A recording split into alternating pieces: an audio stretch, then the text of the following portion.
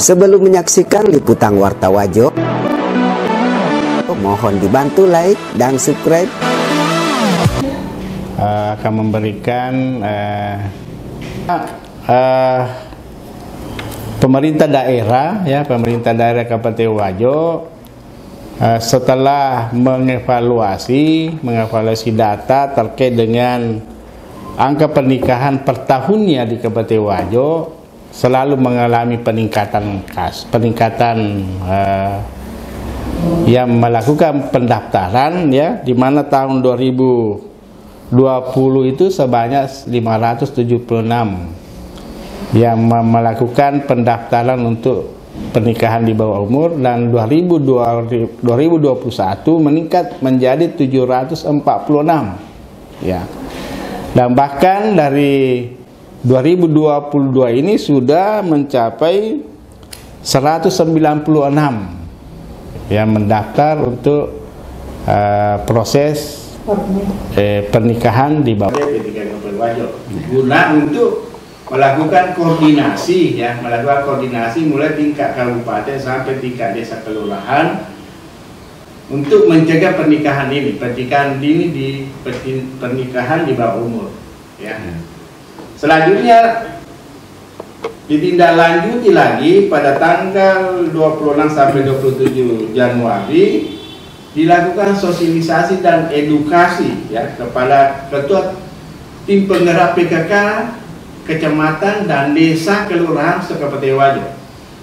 Ini dilaksanakan bekerjasama Dinsos P2KB P3 Kabupaten Wajo bersama Ketua Puspaga, dan dalam hal ini kerjasama juga dengan Ketua Tim Penggerak PKK Kabupaten Wajo.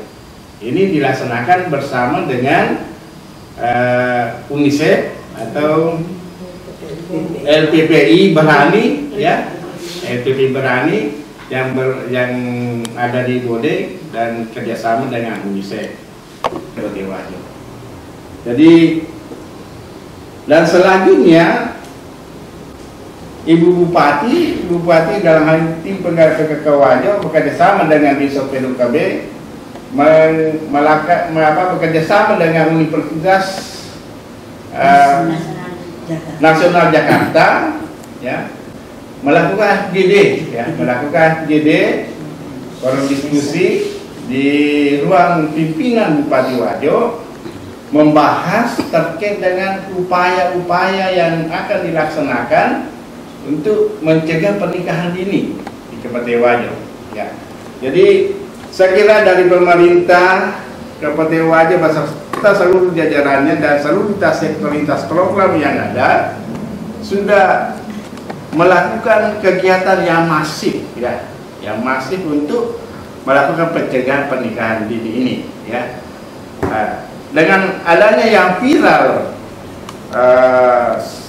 kita lihat sekarang, ya, viral di media sosial terkait pernikahan yang terjadi di Kabupaten Wajo, khususnya di desa Kelurahan Wiring Paranai.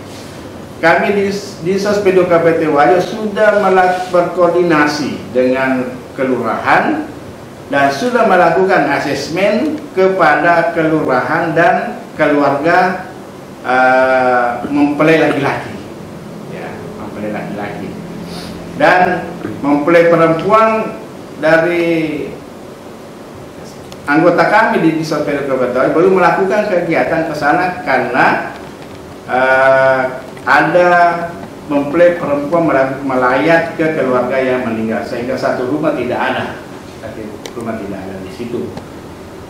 Dari hasil yang dilakukan di masyarakat di mempelai laki-laki dan kantor kelurahan, didapatkan hasil asesmennya bahwa calon mempelai laki-laki ini, ya, sebelum melakukan pernikahan datang ke kelurahan meminta surat pengantar untuk ke KUA.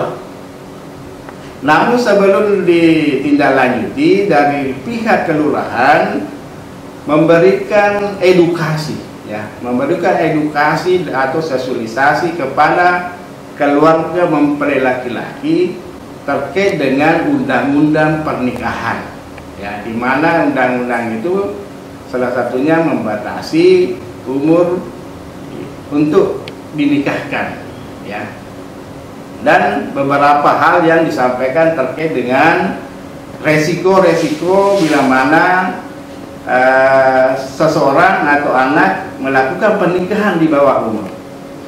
Nah, selanjutnya, namun setelah diberikan edukasi, karena keluarga mempelai laki-laki dan mempelai perempuan sudah melakukan sudah ada sudah putus waktu pelaksanaannya, sudah ditetapkan waktu pelaksanaannya, baru keluarga pergi mengurus proses administrasi ke kelurahan, ya. Semestinya sebelum melakukan proses untuk pernikahan ini, semestinya dari masyarakat melakukan proses administrasi ke kelurahan sampai ke lebih tinggi lagi, sampai ke KUA dan seterusnya. Tapi ini terjadi karena sudah ada kesepakatan untuk melakukan pernikahan sebelum melakukan proses administrasi kelurahan sampai ke KUA, ya. Adapun alasan-alasan dari keluarga sehingga menikahkan anaknya, ya, di mana calon laki-laki ini, calon mempelai laki-laki ini mengancam keluarganya atau bapaknya akan melakukan tindakan-tindakan yang melanggar hukum. Nah, salah satunya adalah akan membakar rumahnya,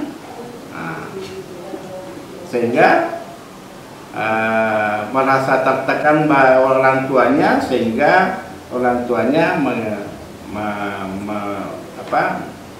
mengabulkan keinginan anaknya.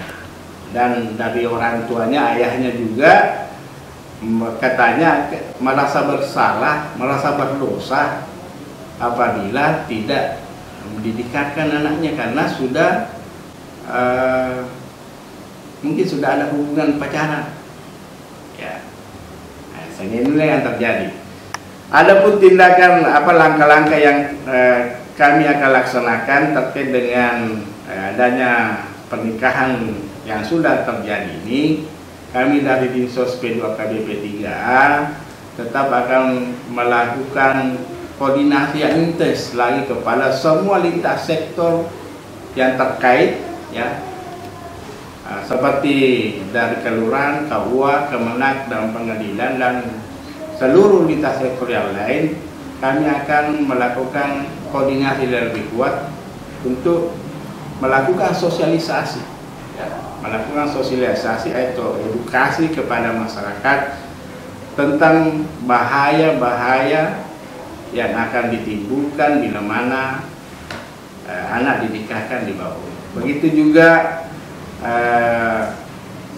akan dilakukan sosialisasi dampak-dampak terkait dengan yang bisa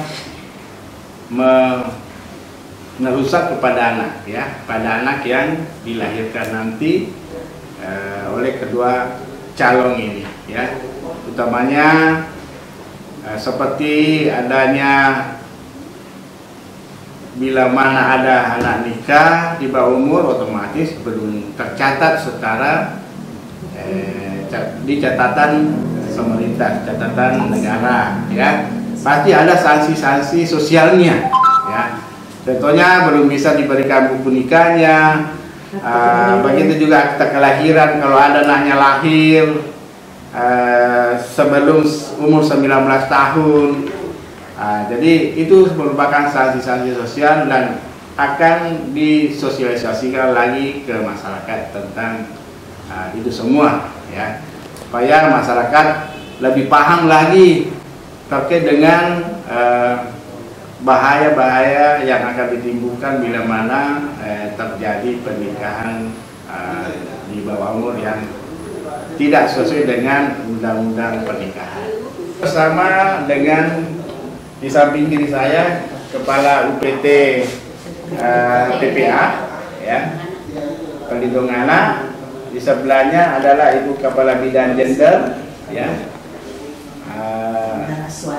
dan swadaya masyarakat. Sebelah kanan saya fungsional atau sebagai penggerak swadaya masyarakat, ya. Sebelahnya sebagai penggerak swadaya masyarakat, sebagai penggerak swadaya masyarakat dan ekonomi, terkait dengan ekonomi yang ada di masyarakat. Jadi